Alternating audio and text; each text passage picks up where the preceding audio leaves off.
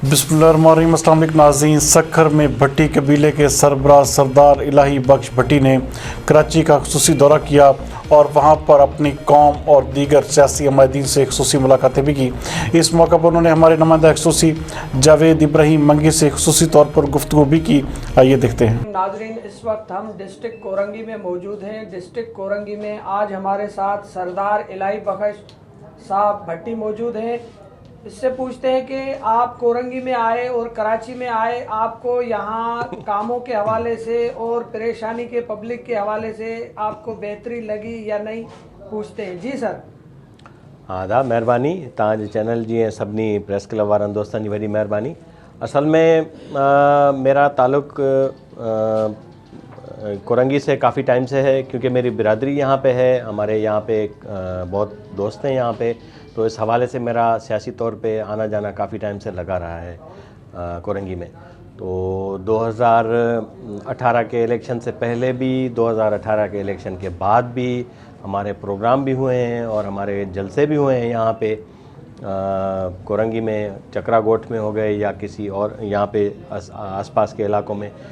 तो उस वक्त जब हम आए थे तो उस वक्त भी पोजीशन तकरीबन यही थी। अभी भी मैं रिसेंटली अभी मैं सीधा चकरा कोट से आ रहा हूँ, तो वहाँ पे उस वक्त जो गलियों की पोजीशन थी अभी भी वही पोजीशन है कि अपना पेवर नहीं लगा हुआ, वो जो रास्ते उस तरीके के थे, जो नालियाँ टूटी हुई थी, जो स्ट्रीट लाइट मुकम्मल नहीं थी। इतना कोई ख़ास जो कहते हैं कि कोई तरक्की या उस तरीके से नहीं हुई है कि जितना होनी चाहिए। ज़ाहिर है ये लोकल गवर्नमेंट का जो काम है, वो लोकल गवर्नमेंट अपना उस तरीके से काम नहीं कर रही है। लोगों के पास इस वक्त पानी का सबसे बड़ा मसला है कि लाइन जो है वहाँ पे पीटीआई के एमपीए ने सैंक्शन करवाई है। वो लाइन 80 गज़ की लाइन है, वहाँ पे वो बिछाई गई है। अभी यहाँ पे जो कनेक्शन होना है तकरीबन वो 20 से 30 फुट का फासला है जहाँ पे वो कनेक्शन है। वहाँ पे पीपल्स पार्टी जो है वो हिंड्रेंस डाल रही है, वहाँ पे पीपल्स पार्टी वो काम नहीं करने दे रही आगे। तो ये चीज़ें हैं, लोगों के लिए प्रॉब्लम्स हैं, मसाइल हैं। हम कोशिश कर रहे हैं, हमारी पार्टी भी कोशिश कर रही है, हमारी एमपी एमएनए भी कोशिश कर रहे हैं, लेकिन ज़ाहिर है वहाँ पे हमें मुदाखलत कर रहे हैं। जो सिंध गवर्नमेंट है वहाँ पे हमें काम नहीं करने दिया जा रहा, तरक्याती काम जो हैं वो नहीं होने दे रहे हैं, लोगों के लिए प्रॉब्लम क्रिएट कर रहे हैं। अभी 6 महीने से वो मुझे बता रहे थे कि हमारे पास पानी नहीं है। अभी जो लाइन था पुराना वो काट के जब इन्होंने नया डाल दिया है, तो वो ज़ाहिर है लोगों के पुराने लाइन जो थे जिसमें से वो पानी जाता था उनके पास, वो सारा कट गया है। अभी वो जो अभी लाइन डलना है उसको 6 महीने हो गए। 6 महीने से लोग बेचारे पानी दूर से जाके वो डब्बों में भर के आते हैं या कंटेनर मंगाते हैं। अभी कब तक ये काम चलेगा? और पेवर जो है वो लगा नहीं हुआ। गलियां जो हैं अभी भी पानी खड़ा था, उधर नालियां टूटी हुई थी सारे, जो अभी आप ऐसे गुजरने जैसी नहीं थी बिल्कुल। सरदार साहब, बल्दियात में इलेक्शन आने वाली है, अल्लाह करेगा इलेक्शन हो जाएगी, सिस्टम में बेहतरी हो रही है।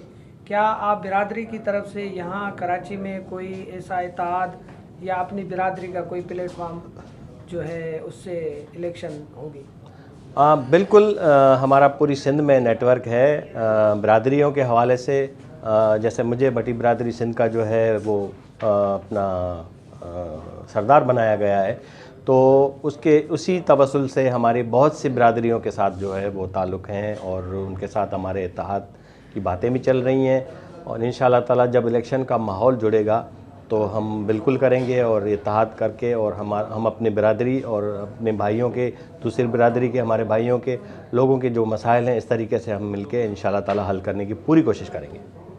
अच्छा, कोरंगी के सियासतदानों के लिए कोई पैगाम जो आवाम की बेहतरी हो जाए? मेरा मैसेज यही है कि इस चीज़ को ना देखा जाए कि ये किस पार्टी से ताल्लुक़ रखता है। मैं सबको इंडिविजुअली कह रहा हूँ, लोगों को आप मेहरबानी करके मसाइल उनके हल करें, उनको आप तकलीफ़ न दें, उनको आप पानी पहुंचाएं, उनके आप ड्रेनेज का मसला हल करें, उनको रोड रास्ते दें, उनको हॉस्पिटल्स में जो है वो डॉक्टर दें, दवाइयाँ दें।